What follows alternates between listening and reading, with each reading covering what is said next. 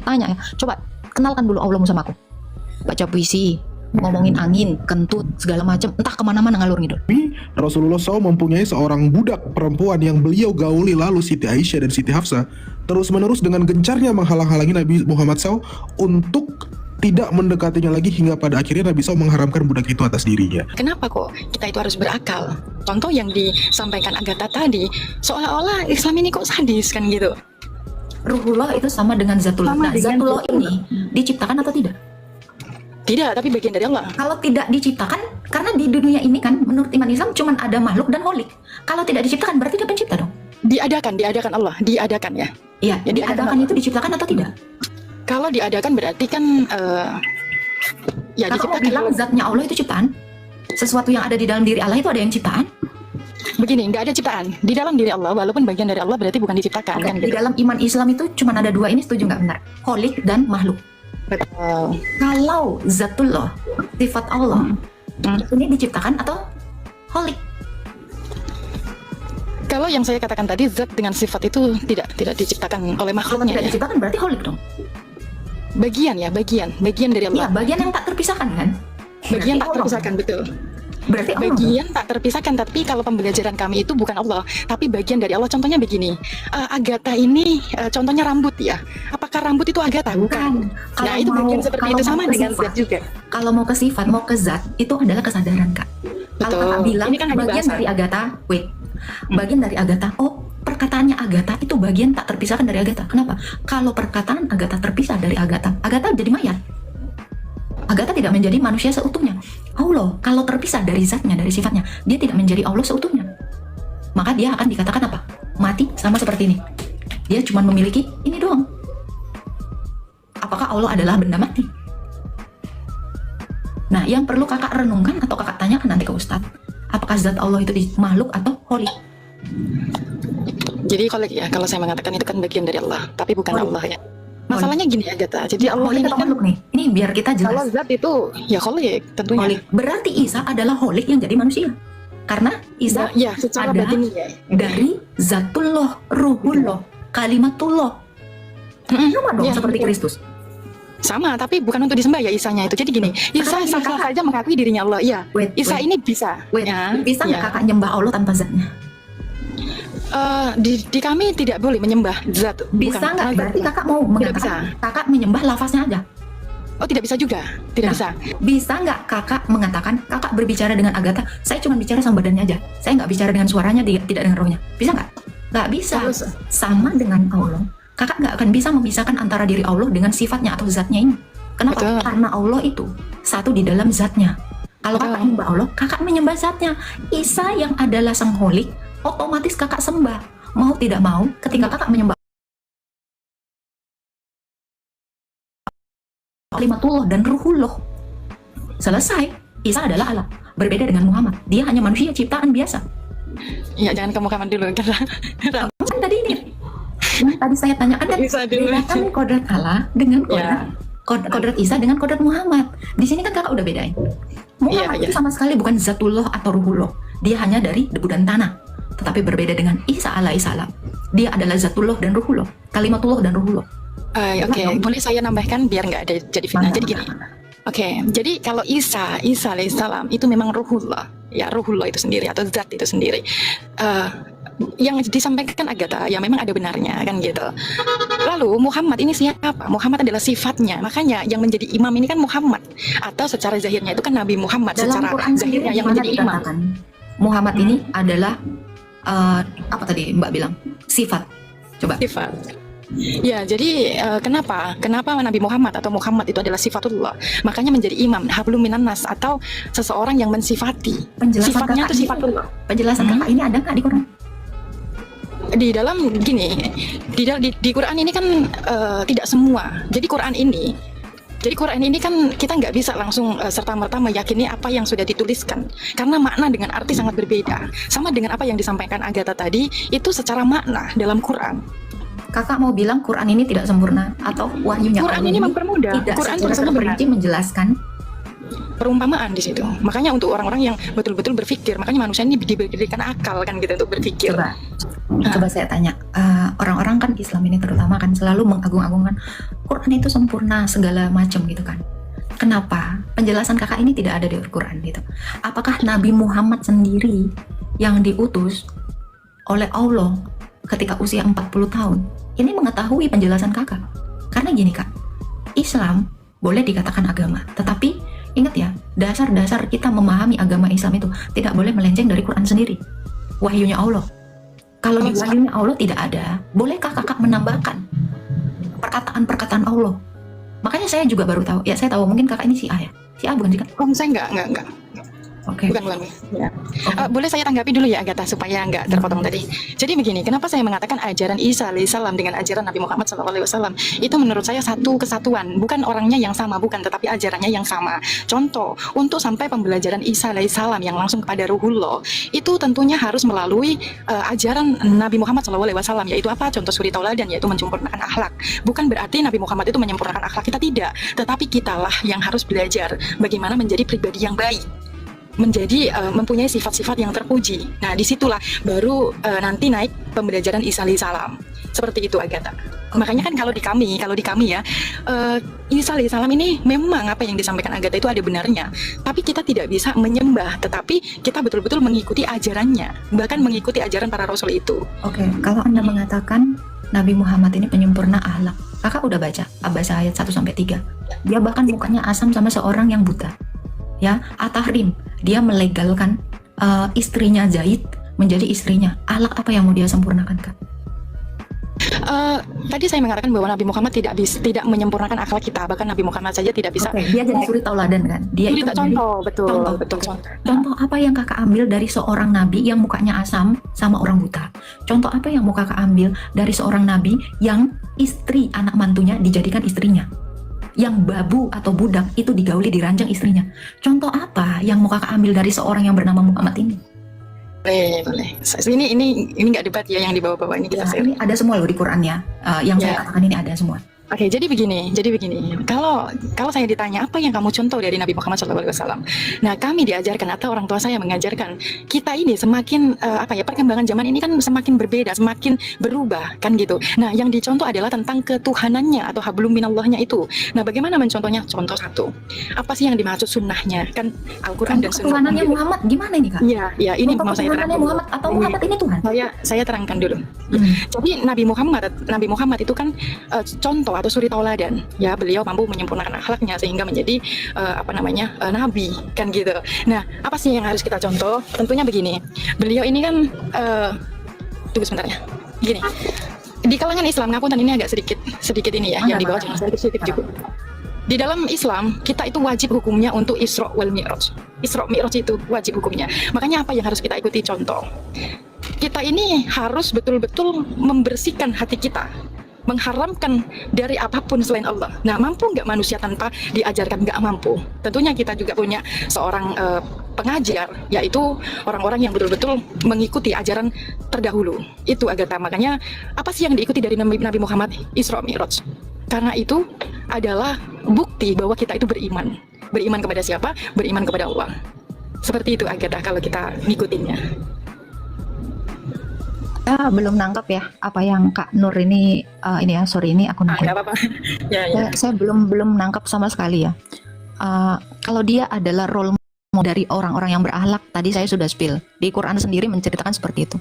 Saya bahkan melihat kayaknya Kak Nur lebih cocok jadi nabi, atau Pak Om Willy lebih cocok jadi nabi. Kenapa? Om Willy istrinya satu, jelas dia tidak pernah menggauli babunya, diranjang istrinya sendiri. Muka Om Willy ini gue disantunin, betul ya Om Willy ya? Nah itu, jadi akhlak yang mana?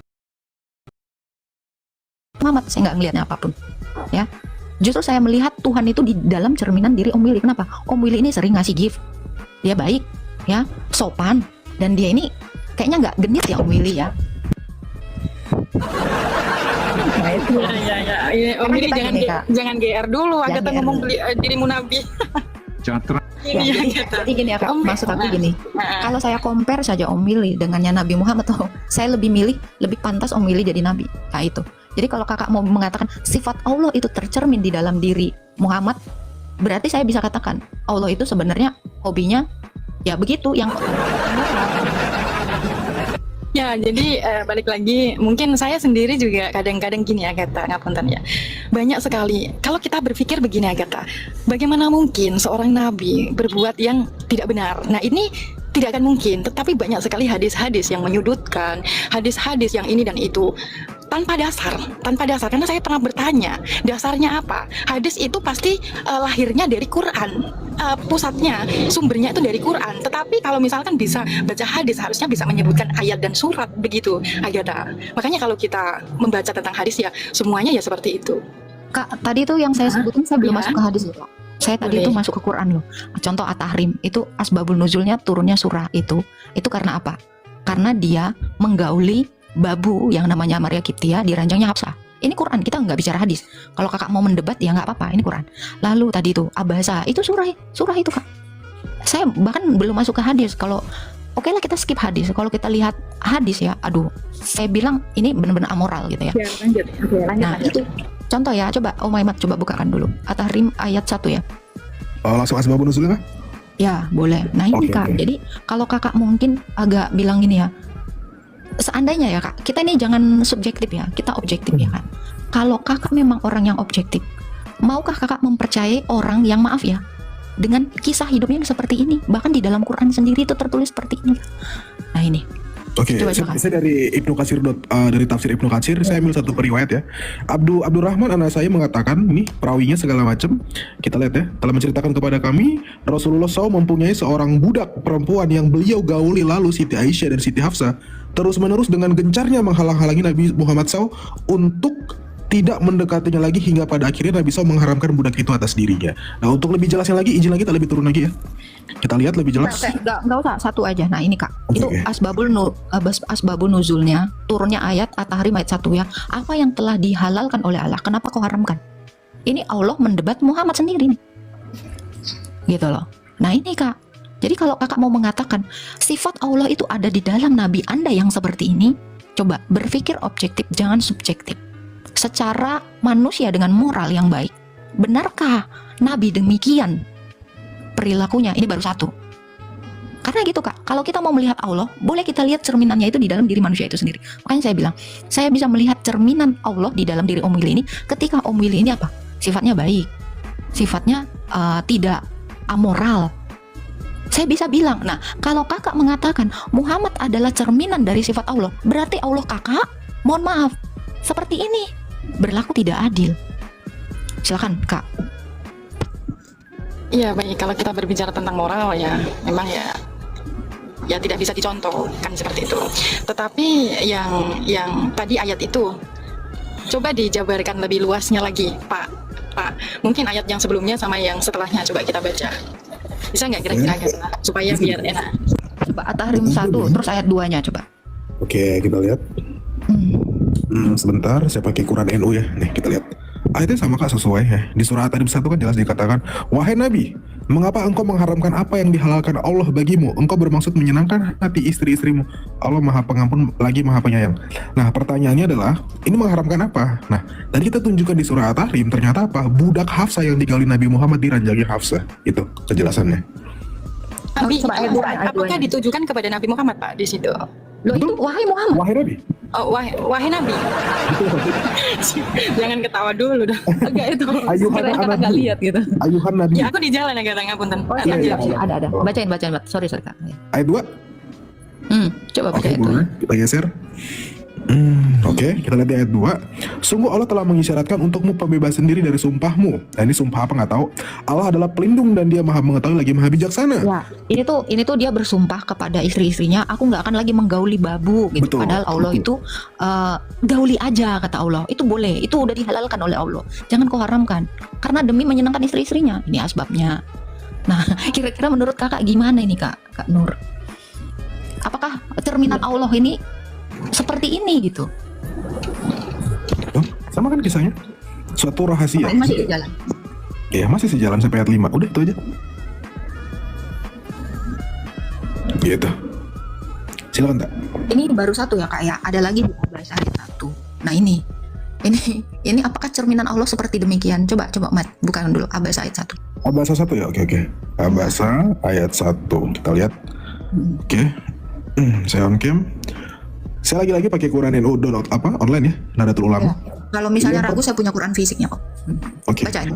Oke, dia Nabi Muhammad berwajah masam dan berpaling. Kita lihat di ayat 2. Oke. Karena seorang tunanetra atau seorang buta bernama Abdullah bin Umi Maktum telah datang kepadanya. Di ayat yang ketiga, kita lihat. Tahukah engkau Nabi Muhammad, boleh jadi atau barangkali dia ingin menyucikan dirinya dari dosa. Ayat yang keempat, atau dia ingin mendapatkan pengajaran sehingga pengajaran itu bermanfaat baginya. Ayat 5. Ini. Terakhir, Oke. ya. Nah, di sini dikatakan bahwa apa? Nabi Muhammad seorang nabi, cerminan nabi. Masa iya dia bermuka asam kepada orang buta? Allah sampai menegurnya gitu loh. Dan di sini juga yang lucunya ya dikatakan barangkali dia mau menyucikan dirinya. Ini seolah-olah Allah ini tidak tahu Tidak apa tahu. niat hati dari si Abdullah bin Umi Maktum ini gitu loh. Ini ada apa ini? Coba apakah Allah tidak maha tahu gitu? Dan seorang buta ini Mbak, kalau kita compare ke dalam Yesus ya, Yesus itu ketemu orang buta atau enggak? Diapain? Dikasih mata, dibikinin mata, dibikin jadi melihat. Nah ini kenapa seorang nabi ya, dia ketemu dengan orang buta mukanya malah asam gitu loh. Dan Allah sendiri kenapa tidak menyuruh Muhammad itu untuk mencelikkan matanya sehingga menjadi melihat? Loh, apakah Allah tidak maha kuasa? Apa Allah hanya menurunkan ayat saja? Tidak bisakah dia memberikan mukjizat yang langsung real? Setidaknya satu itu bikin orang wow, ternyata benar dia nabi. Gitu loh. Ini malah mukanya asem. Apakah sifat Allah seperti ini? Cerminan Allah itu ada terpampang nyata di dalam diri nabi ini gitu Kak. Silakan Kak Nur. Ya, saya jawab singkat dulu ya, nggak fokus singkat. Jadi kalau pertanyaan Agatha ya memang tidak mencerminkan, ya kan? Namanya juga kalau dikaitkan Allah kan Maha Rahman Rahim, bagaimana mungkin dengan orang buta kok masam, tidak mungkin itu tidak mencerminkan. Seperti itu sih. Kalau saya dengar Gagal. sampai Iya, berarti gagal kan. Makanya dari mana kita ini bisa mengimani seseorang yang demikian gitu loh. baik, jadi mengimani ini kan meyakini bahwa pernah ada nabi ini sama seperti yang dituangkan dalam rukun iman ya, mengimani para kitab-kitab terdahulu, para nabi terdahulu, kan seperti itu. Nah, tapi bagaimana mungkin kita bisa mengimani kan gitu? Karena gini, kita mengimani itu betul-betul harus tahu gitu, harus paham. Betul. Harus kenal kan gitu, harus Betul. kenal barulah kita yakin kepada seseorang. Ini loh aku kenal, berarti kita udah yakin kan gitu, nyata adanya kan gitu. Nah kalau di pembelajaran kami itu makanya kita belajar itu betul-betul kita lah yang harus menyempurnakan akhlak kita. Seperti itu Agatha, kalau kami pelajari kita sendiri sebagai manusia biasa walaupun anaknya orang yang nggak punya, kita harus berusaha menyempurnakan akhlak kita, atau kita harus melahirkan akhlak kebaikan-kebaikan atau sifat-sifat terpuji itu, mengenali akal kita, seperti itu. Oke, Agatha. jadi tadi saya suka statement kakak mengatakan kita itu harus kenal dulu baru mengimani ya. Kakak sudah kenal belum Allah ini seperti apa? Sehingga kan kita berpikir ya, kalau Allah ini demikian yang kakak kenal, ini sepertinya saya yakin kakak nggak kenal siapa Allah yang kakak sembah. Kenapa? Karena kakak juga belum baca sepenuhnya Quran itu. Kakak belum tahu seperti apa maunya Allah. Nah, salah satu contoh ya kak ya. Ini saya bingung. Coba Mat bukakan dulu Maryam. Maryam berapa? Ya, Maryam boleh 8 saya tadi. tanggapi sebentar Agatha untuk mengenal Allah itu sendiri. Oh, Ya, boleh sedikit saja. Jadi ya, kalau saya pribadi meyakini bahwa Quran itu mau Injil, mau Taurat atau Zabur itu petunjuk bagi manusia di alam semesta. Di dalam Quran dituangkan bahwa manusia itu sudah pernah mengenal Tuhannya. Kan seperti itu, hanya saja mereka lupa. Makanya di pembelajaran kami bahwa kita harus memulihkan kesadaran kita sehingga apa? Sehingga Al-Araf 172 itu betul-betul nyata bahwa dia betul-betul pernah menyaksikan Tuhannya. Seperti itu, Agatha, untuk mengenal Tuhan. yang saya tanyakan gini, kakak Nur sudahkah mengenal Allah gitu loh? Itu aja pertanyaan saya. Kenapa? Kalau kakak benar-benar sudah mengenal Allah, kakak yakin ini, percaya nih dengan Allah yang demikian? Coba Mat bukakan dulu Maryam 83. Nih, tidakkah engkau memperhatikan bahwa kami telah mengutus setan-setan kepada orang-orang kafir untuk benar-benar menggoda mereka berbuat maksiat? Ini satu. Kakak gimana cara kakak kenal Allah yang seperti ini? Buka lagi Mat ya. At-Taubah ayat 123, At-Taubah 29, An-Anfal ayat 12. Apa kakak kenal seperti ini Allah yang seperti ini kak? Kita jangan dulu ke Injil, Taurat, saya nggak tahu itu Taurat yang kakak imani ya. Kenapa enggak? Nah ini, wahai orang-orang beriman, ini kak, ini Allahmu ini, kenali Allahmu ini ya. Wahai orang-orang beriman, perangilah orang-orang kafir di sekitarmu dan hendaklah mereka merasakan sikap tegas darimu. Ketahuilah Allah berserta orang-orang ini, atau bab berapa? 123. Bukan An-Anfal ayat 12 coba. Oke. Ya itu boleh saya tanggapi ayat tersebut ya. Kafir itu contohnya gini, saya tidak akan Oh, melihat saya nggak mau komen kafirnya kak. Oke, Kafir oke, itu saya oke, tahu oke. artinya. Lanjut. Tapi dikatakan apa? Allah menyuruh memerangi orang-orang kafir. Itu An-Anfal nih lagi ya. Ya, ingatlah ketika Tuhanmu mewahyukan kepada para malaikat, sesungguhnya aku bersamamu. Maka teguhkanlah pendirian orang-orang yang beriman. Kelak aku akan menimpa rasa ketakutan ke dalam hati orang-orang kufur. Maka tebaslah bagian leher mereka dan potong tiap jari-jari mereka. Ini kakak udah kenal Allah kakak seperti ini, kejamnya. Atau bah 29. Saya nggak yakin kakak kenal gitu loh. Makanya saya bilang, apakah kakak tiba-tiba mengimani Allah yang sedemikian kejam gitu loh? Saya nggak yakin kak. Nah ini atau bah 29. Perangilah orang-orang yang tidak beriman kepada Allah dan hari akhir, tidak mengharamkan apa yang diharamkan oleh Allah, Rasulnya, dan tidak mengikuti agama hak Islam, yaitu orang-orang yang telah diberikan kitab Yahudi Nasrani, hingga mereka membayar jizyah dengan patuh dan tunduk. Apakah kakak udah kenal ini Allah kakak yang kejam ini kak? Sehingga kakak udah langsung percaya, beriman, menyembah dia gitu. Kalau saya sih nggak mau kak, nyembah Allah yang kayak gini nih. Coba Iya. menurut Kak Nur gitu. Baik. Jadi Allah ya, Allah ini kan kalau Agatha statementnya Allah kok kayak gini gitu kan ya, seolah-olah Allah ini buruk sekali gitu ya. Kita runutkan tadi awal bahwa kita membahas tentang Nabi Muhammad atau Muhammad. Ingat, Allah bukanlah Nabi Muhammad bukanlah Allah kan gitu. Sifatnya saja bukanlah Allah, zatnya saja bukan Allah, apalagi Nabi Muhammad kan gitu. Nah, jadi gini, bagaimana sih kita bisa betul-betul beriman atau meyakini? Kita diajarkan, ada yakin itu hanya sebatas nama, tetapi kita sudah meyakini bahwa Tuhan itu ada. Ada ainul yakin, ya. Jadi merasakan bahwa ada rasa, menzahirkan sifatnya, contoh, melakukan sesuatu takut dengan Tuhan, takut dengan Allah. Jadi baik-baik semua perbuatannya, karena dia betul-betul sudah merasakan. Kan gitu, ada hakul yakin, betul-betul dia melihat wujud Allah, betul-betul dia mengenal. Kan seperti itu. Nah itu yang hakul yakin, makanya di kami diajarkan seperti itu. Itu jadi Kak Nur. jadi itulah Kak yang Nur. betul-betul orang yang beriman, dia tahu siapa yang diimani. Oke, Kak Nur tahu nggak kenapa kakak ini masih dengan akhlak yang baik ini? Saya bisa pastikan, ini karena Yesus yang adalah kasih yang menciptakan kakak. Kenapa Yesus. Oh iya dong, karena Yesus itu adalah Allah tadi, ya, firman Allah. Ya, kenapa saya katakan Anda ini bisa berbuat baik, ya, akhlak Anda ini baik, itu karena kakak itu yang menciptakannya adalah Yesus, Allah kami. Kenapa? Karena Allah adalah kasih. Allah menciptakan manusia itu baik. Allah menciptakan manusia itu dengan apa? Dengan adanya Taurat di dalam dirinya. Ya, di dalam Roma 2 ayat 14 dikatakan apa? Allah menciptakan manusia itu dengan hati nurani yang memiliki Taurat di dalam hati nurani itu. Apa itu, Kak? Jangan membunuh, jangan berbohong, jangan bersaksi dusta, jangan membenci, jangan mengingini milik sesamamu, hormati orang tuamu. Ini Taurat-Taurat ini, Kak, ada di dalam hati nurani kakak. Makanya kakak, ketika kakak membohongi orang, pasti ada rasa was-was dalam diri kakak. Itu nurani kakak, itu adalah Taurat itu. Tapi apakah penjelasan saya ini ada di dalam Al-Quran? Tidak. Tetapi ini hanya ada di dalam Alkitab. Kenapa? Karena Allah, tadi saya sudah jelaskan ya, ada sekitar setengah jam yang lalu, Allah itu menciptakan manusia ini menurut gambarnya. Kalau Allah adalah kasih, maka kakak juga diciptakan dengan kasih. Kalau Allah itu adalah Maha Penyayang, maka kakak juga diciptakan dengan gambarnya Allah. Allah kami. Tapi berbeda dengan konteks yang di dalam Quran. Sangat jauh sekali. Makanya saya bisa bilang, orang mau dia ateis, mau dia agama Islam, mau dia Buddha, mau dia agama apapun, dia memiliki Taurat di dalam dirinya. Kenapa? Karena Sang Pencipta itu memang mendesain manusia itu dengan gambarannya. Ini tidak bisa dipungkiri. Karena ini ada dalilnya. Kejadian 1 ayat 26 sampai 27. Baiklah kita menjadikan manusia itu menurut gambar dan rupa kita. Kristus Yesus yang adalah Allah itu, yang adalah gambar diri Allah yang tidak kelihatan itu, nuzul ke dunia. Dia menjadi apa? Menjadi role model dari Adam yang kedua. Adam yang pertama itu gagal, jatuh dalam dosa. Tetapi Yesus itu, yang adalah Allah yang menjadi manusia itu, dia adalah role model dari manusia itu.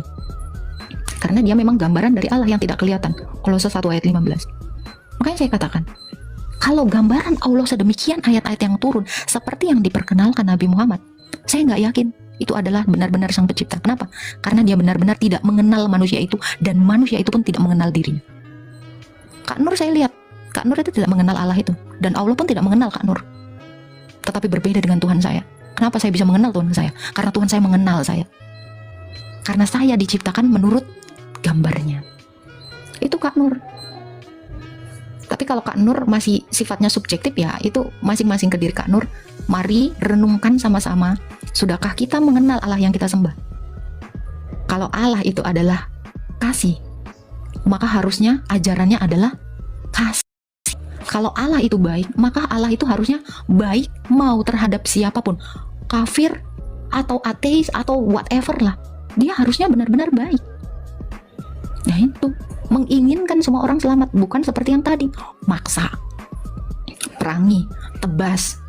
Saya nggak melihat kasih di dalam diri Allah yang notabene salah satu asmaul husnanya adalah Ar-Rahim. Saya nggak melihat itu. Di mana kerahimannya? Seperti itu Kak Nur. Atau Om Mili mau nanggepin, silakan. Yang lain dulu ya. Silakan. Om Mili. Oke, luar biasa diskusi pagi ini, dua cewek yang cerdas, luar biasa. Tadi yang kakak-kakak bicarakan tadi sama Maimat, apa juga yang kakak-kakak diskusikan tadi kan, itu kan cerita, maksudnya cerita apa ya, kalau saya menyebutnya tuh cerita yang tidak kita lihat, itu katanya, atau dongeng lah kalau saya menyebutnya. Jadi namanya dongeng tuh bisa benar bisa tidak gitu. Nah karena bisa benar bisa tidak dan saya tidak melihat, saya tidak mau berkomentar itu gitu. Jadi memang benar yang kakak katakan tuh bisa jadi benar, bisa juga tidak gitu. Karena saya nggak ngelihat langsung, saya nggak berani komentar gitu. Karena saya hanya tahu tentang diri saya saja. Kalau orang lain nggak tahu gitu. Seperti itu. Bahkan istri saya aja saya nggak tahu gitu. Boro-boro Muhammad kata. Seperti itu Kak Agatha. Untuk itu kehadiran saya pagi ini biasanya muterin lagu aja biar kita happy gitu. Karena dengan kita happy akan mendatangkan hal-hal yang kita inginkan. Tujuan saya itu. Silakan dilanjut dulu, nanti saya puterin lagu. Siap. Tadi itu ya Kak ya. Tadi dari banyak kita ngobrol lu hampir sejam ya. Itu sebenarnya poin-poinnya banyak banget ya. Esa itu adalah Tritunggal, itu tadi jelas. Tritunggal itu satu Allah. Itu poin yang paling penting yang mau saya sampaikan. Ya.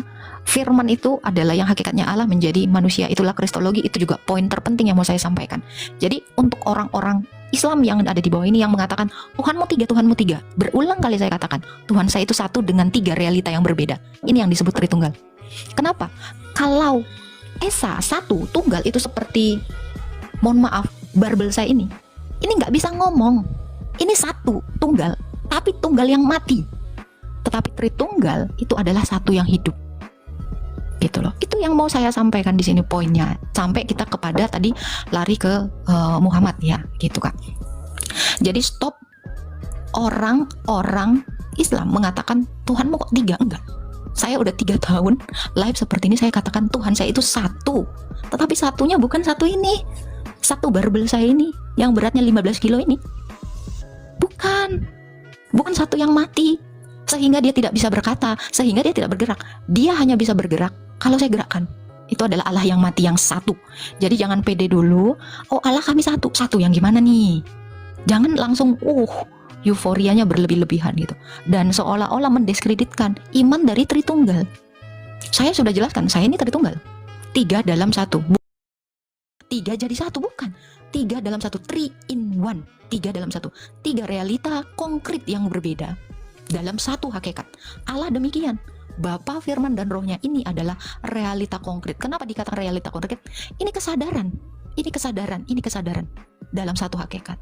Ini bukan mati. Ingat ya, kesadaran realita ada, berarti benar-benar ada. Bukan yang diada-adakan. Allah satu. Satunya seperti apa? Nggak tahu. Surat Al-Ikhlas saja baca. Kan nggak seperti itu. Jadi imannya orang Kristen ini nggak prematur. Makanya kenapa orang Kristen itu bisa menjelaskan Tritunggal sedemikian panjang kali lebar kali tinggi? Karena kami kenal. Oh Willy, kalau kamu kenal istrimu, pasti banyak yang mau kau jelaskan tentang istrimu kan? Pasti. Itu. Kami juga gitu. Kalau kita tidak kenal Allah kita, coba saya tanya Kak Nur, jelaskan dulu Allahmu. Perkenalkan dulu Allahmu seperti apa? Silakan. langsung di ini aku ya. Jadi gini ya. Ya, kita mengambil contoh yang sudah ada, boleh ya. Kita mengambil contoh yang sudah ada. Contohnya kalau di Kristen itu kan Yesus ya. Kalau di Islam itu Isa alaihissalam. Itu contoh yang sudah dizahirkan. Contoh yang sudah ada. Biar kita bisa bahas. Jadi gini, Allah ini seperti apa sih pembahasan tentang Allah? Allah ini adalah nama. Nama ini ada pemiliknya. Tapi namanya Allah. Jadi begini, bagaimana kita cara mengenal Allah? Contoh, Isa alaihissalam. Kenapa kok menjadi kalam-kalamnya, firman-firmannya? Kan begitu. Coba jelasin Jadi Allah, gini. fokus ke Allah, Kak. Ya, Jangan pakai contoh. Kalau saya tuh jelasin Allah saya, langsung Allah saya. Coba. Allah ini seperti apa? Kalau Agatha kan Allahnya ini kan Yesus, betul ya tadi. Nah, kalau saya lah, saya tidak mau melibatkan siapapun ya. Kalau saya, Allahnya itu yang ada di dalam diri Isa alaihissalam. Yang ada, bukan Isanya ya. Bukan Isanya, bukan. Tapi Allahnya itu yang disebut Tritunggal ini sebenarnya gini ya. Tritunggal kan yang dikatakan Agatha kan tiga, tapi ya jadi Agatha. Jelasin Allahmu aja. Jelasin Allahmu cobalah. Allahmu aja, Kak. Jangan Tuhan saya. Jangan saya Ya, itu bagian kalau saya. kalau Allahnya itu ya rupanya itu rupanya Isa itu sendiri itu Allah. Rupanya, tetapi Isa bukan Tuhan untuk disembah.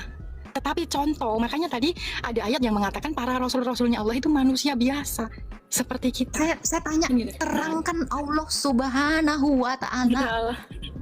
Ya, itu Susah kan kan? Karena Kakak nggak kenal. susah. Tadi kan Agatha mengatakan Allah itu kan rupanya Agatha, betul nggak? Jangan bawa penjelasan saya. Coba kenalkan Allah Ya, SWT kepada manusia itu kan rupa Tuhan, rupanya Allah. Ini makanya saya bilang tadi gini, Om Willy kenal istrimu, Om Willy kenal. Pasti Om Willy bilang, oh istri saya itu sukanya pakai baju kuning, makannya gado-gado. Manusia itu Dia harus cantik, mengenal. dia itu begini. Pasti Rambutnya Oke, pendek dan boleh suka saya- shopping nggak agak. Ya, saya shopping. jelaskan gini saja. Hobi-hobi. Di dalam diri manusia itu kan ada Tritunggal. Ada Tritunggalnya di dalam diri manusia, tapi bukan Tuhan. Contohnya gini, yang harus dikenali siapa dulu, kan gitu. Manusia itu punya jiwa, nah jiwanya itu harus dikenali yang namanya nafs. Itu kan harus runut, nggak bisa kita menjelaskan, oh Tuhan itu seperti ini, kan gitu. Kalaupun kita Oke. bisa aja Thank you, menjelaskan Kak. itu, Thank tapi you, Kak. apakah bisa kita Thank you. pertanggungjawabkan kan gitu? Karena gini Kak ya, Yohanes 17 ayat 3, ini ayat favorit RT 6 ya. Inilah hidup yang kekal itu, yaitu mereka mengenal satu-satunya Allah yang benar dan mengenal Yesus Kristus yang telah engkau utus. Kita tidak akan mungkin mengenal Allah yang benar kalau tidak Yesus yang adalah firman yang diutus ke dunia memperkenalkan siapa Allah yang benar itu. Makanya kenapa orang Kristen se-exciting itu memperkenalkan Allah yang benar itu. Kenapa? Karena kami mengenal dari dalam Allah itu sendiri. Siapa?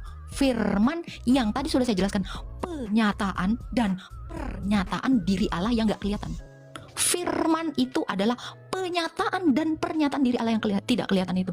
Dialah yang datang ke dunia, yang datang bertemu nabi-nabi dan para rasul untuk memperkenalkan siapa Bapa itu, siapa Allah Tritunggal itu. Makanya kami secara benar-benar mengenal akan bisa menjelaskan dengan panjang kali lebar kali tinggi, luas entah apa namanya itu, volume entah apa. Kayak gitu Kak. Kenapa? Kakak Nur tidak akan mungkin bisa memperkenalkan saya kepada Om Willy kalau Kak Nur nggak benar-benar kenal saya. Itu logikanya gitu ya Om Willy ya. Kak Nur harus benar-benar mengenal saya. Dari mana Kak Nur mengenal saya? Maka saya sendiri yang memperkenalkan diri saya melalui penyataan diri saya yang adalah pikiran saya yang keluar melalui suara. Itu menjelaskan kepada Kak Nur. Kak Nur, aku sukanya makan seblak. Aku kalau tidur ngorok, tengkurep. Aku begini, begitu, begini. Kak Nur nggak akan kenal saya kalau nggak saya yang menyatakan diri saya. Makanya saya bilang penyataan dan pernyataan itu tidak hanya direalisasikan melalui suara, tetapi apa yang kita perbuat. Saya nggak ngomong saya suka makan seblak pun, tapi saya makan seblak tiap hari. Kak Nur pasti tahu. Saya suka seblak. Itu cara mengenal. Kalau saya tidak memperkenalkan diri saya melalui pikiran saya yang direalisasikan dengan diri saya secara utuh, orang tidak akan mengenal saya. Kalau saya tidak punya pikiran, Kak Nur boleh lihat orang yang idiot sana. Kakak nggak akan tahu dia mau makan apa. Orang idiot sana karena nggak punya pikirannya. Dia akan diam aja. Contoh kayak babi, maaf ya, atau anjing lah, atau kucing lah. Kakak nggak akan kenal kucing ini. Kenapa? Karena kucing itu tidak pernah bisa mengatakan atau menyatakan dirinya sendiri. Itu. Jadi kalau Kak Nur mengaku sudah mengenal Allah dan terlalu dini menyembahnya, tapi tidak mengenalnya, saya katakan Kak Nur perlu lagi mengenal Allah. Rata-rata Muslim yang saya tanya ke sini ya, nih Om Willy tahu lah, tiap hari kayaknya dia nonton liveku. Aku kalau nanya muslim, ribuan muslim naik ke atas, kalau saya tanya ya, coba kenalkan dulu Allahmu sama aku. Baca puisi, ngomongin angin, kentut, segala macam, entah kemana-mana ngalur ngidul. Kenapa? Karena kalian tidak mengenal Allah kalian. Kenapa kalian tidak mengenal Allah kalian? Karena Allah itu sendiri tidak memperkenalkan dirinya dengan baik kepada Ya, kalian. boleh. Saya sepakat bahwa manusia itu tidak. Saya sepakat bahwa manusia tidak ada yang bisa mengenal Allah kecuali Allah sendiri yang memperkenalkan dirinya. Itu saya sepakat. Memang Allah sendiri yang memperkenalkan dirinya. Itu. Saya tanya Kak, Tapi Kak Nur, ini bisa nggak memperkenalkan dirinya? Hai, saya Barbel, bisa nggak? Karena itu benda mati. Nah Beda itu. Beda dengan Kenapa Allah. Allah tidak sekarang saya tanya, pernahkah Allah memperkenalkan dirinya kepada Muhammad langsung? Bisa. Enggak, saya tanya bukan bisa. Semua Allah para sudah nabi. Kak, Semua jangan para bawa nabi dulu yang lain, Kak. Oke. Jangan dulu, Kak. Oke. Pernahkah Allah memperkenalkan dirinya kepada Muhammad? Di dalam wahyunya, itu Quran segitu tebel ya, ada 666 ayat. Apakah Allah ada sekalipun Ada. memperkenalkan dirinya kepada Muhammad? Ada. Di mana? Jadi rukun iman atau rukun Islam ini tentang persaksian atau tentang syahadat itu tidak terpisah. Jadi Allah dan Muhammad di situ satu. Jadi kalau dikatakan apakah Muhammad atau Nabi Muhammad mengenal Tuhan, tentunya iya. Bukan Nabi Muhammad mengenal Tuhan. Saya ulangi lagi, tidak ada satupun manusia yang mampu mengenal Tuhannya kecuali Pertanyaan saya, apakah Allah Mengenal. memperkenalkan dirinya kepada Muhammad? Sehingga ini Allah- umatnya dikasih loh. Nggak ada Iya. satupun yang kenal Allah gitu loh. Ini Muhammad apa? memperkenalkan. Oke, dalil boleh.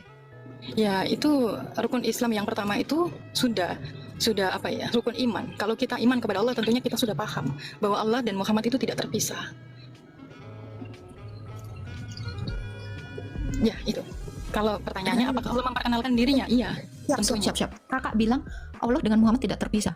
Kalau Muhammad mati, apa Allah juga mati?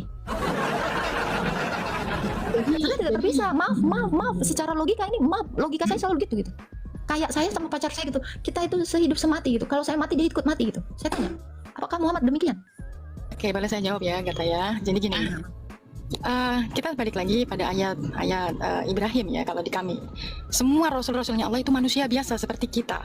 Jasadnya itu wafat, jasadnya itu pastinya meninggalkan dunia. Tetapi secara hakikatnya, semua rasul-rasulnya Allah itu tidak mati. Bahkan mereka itu hidup kekal bersama Tuhan atau bersama Allah, sama seperti mau Isa, mau Muhammad, mau Dalil. siapapun. Kan Dalil, seperti Kak, kita ini nggak bisa pakai akli, Kak. Nakli juga, Kak. Iya, Islam itu nggak bisa cuma nakli doang. Coba Kak. bantuin. Pertama Saya sekali juga itu nakli, baru akli, Kak. Dalil naklinya mana?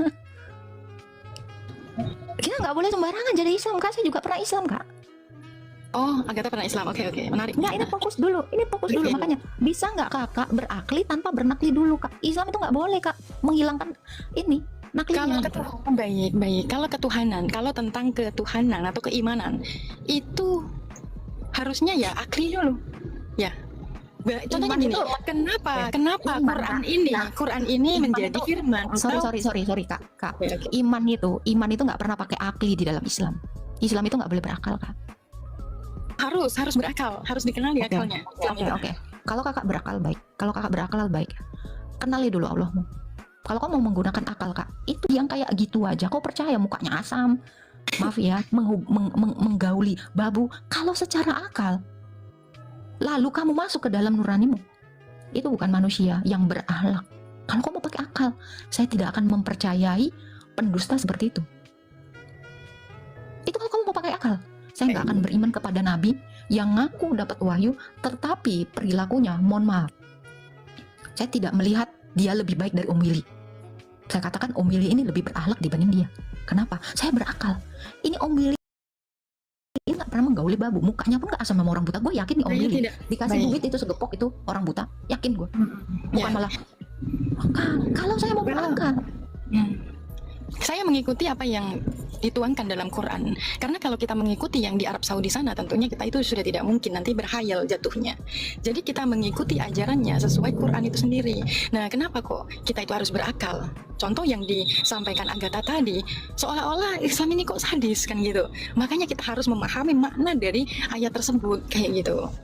Nah, yang dimaksud mengimani para nabi tentunya mengimani ajarannya. Kalau mengikuti orangnya kan sudah tidak mungkin lagi. Seperti itu. berarti hanya beriman buta gitu dong. Kakak seperti membeli kucing dalam karung. saya nggak tahu itu dalam karung itu kucing entah ular kobra. Pokoknya saya beriman itu pasti kucing. Karena kakak belum lihat kebenaran itu di situ. Itu yang namanya iman buta. Bukan iman dengan akal. Kak, gini, Kak. Kalau kakak iman dengan akal, kakak percaya dalam karung ini saya punya karung, dalamnya kucing, pasti karena sudah saya dengar itu ngiung ngiung kucing. Terus saya raba, dia itu bentuknya nggak kayak ini. Kenapa? Saya berakal. Saya mau pastiin ini beneran kucing atau ular. Kalau ular itu bunyinya itu nggak mungkin meow. Kakak beriman karung ini isinya kucing. Tapi apa yang kakak dengar dari situ belum ada. Desis-desis. Bisa jadi kakak cuma hanya mendengar desis-desisan. Oke, Tapi baik. kakak beriman itu kucing gitu loh. Baik, baik. Jadi gini, baik Agatha. Jadi gini, saya contohkan satu ayat saja ya. Jika memang kita itu beriman seperti membeli kucing dalam karung kan gitu. Makanya contohnya gini, mungkin bisa dibuka ya Al-A'raf 172 itu sendiri. Itu tentang persaksian antara hamba dan Tuhannya. Nah, kalau kita baca ayat tersebut Al-A'raf 172, kita selamanya akan meraba-raba, kayaknya seolah-olah kan seperti itu. Tetapi di ajaran kami adalah bagaimana ayat itu menjadi nyata. Seperti itu Agatha, sehingga apa? Sehingga apa yang disampaikan tadi beriman seperti kucing dalam karung itu tidak akan terjadi dalam diri kita. Kalau kita hanya menyakini tulisan saja, maka itu yang meraba-raba. Kalau kakak mau berakal, buka karungnya, lihat isinya kucing atau ular. Iya, kita buka itu ayatnya, Qurannya. kita Sebentar. masuk. Buka Qurannya, ajarannya ngeri. Kakak harus berlogika. Kakak udah buka tapi ya udahlah, ini pasti kucing. Pokoknya sugestikan kepikiran Anda ini kucing, ini kucing, ini kucing. Paling kakak udah lihat ular di situ. Kakak udah lihat ular di situ. Tapi kakak mensuges diri kakak. Makanya saya bilang RT 6, maaf ya, Islam ini akan sibuk membela nabinya dan Allahnya mati-matian. Kenapa? Karena mereka mau mensugeskan dalam diri. Pokoknya itu kucing, kucing, kucing, kucing, kucing. Kalian akan sibuk mengatakan, oh itu kucing kok, ada suaranya meong-meong sedikit, tapi nggak jelas. Oh ini gini, gini, gini. Akan terlalu banyak narasi sumbang ketika Anda lagi mensugeskan dalam diri Anda, ini kucing. Padahal udah saya bilang, buka karungnya, pakai akalmu. Kau udah lihat itu ular, cari yang lain. Pindah, itu bukan kucing. Baik. Jadi sama seperti yang ayat tadi. Allah Maha Pengasih. Ya, Allah Maha Pengasih. Kenapa demikian? Gagal Maha Pengasihnya. Itu bukan kucing, Kak. Itu ular. Ular itu membawa kepada kematian. Ya. Coba apa yang dilakukan? An-Anfal ayat 12. Saya takut. Mengerikan. Ya. Maryam 83. Apa-apaan ini? Makanya saya bilang kalau kakak udah lihat itu bentuknya bukan kucing, out. Cari yang karung dalamnya kucing. Kalau mau berakli, kakak nggak mau berakli yang saya lihat. Kakak akan sibuk menjadi pengacaranya, pengacara ular yang kakak anggap adalah kucing. Pokoknya kakak akan sibuk mengatakan ini kucing, ini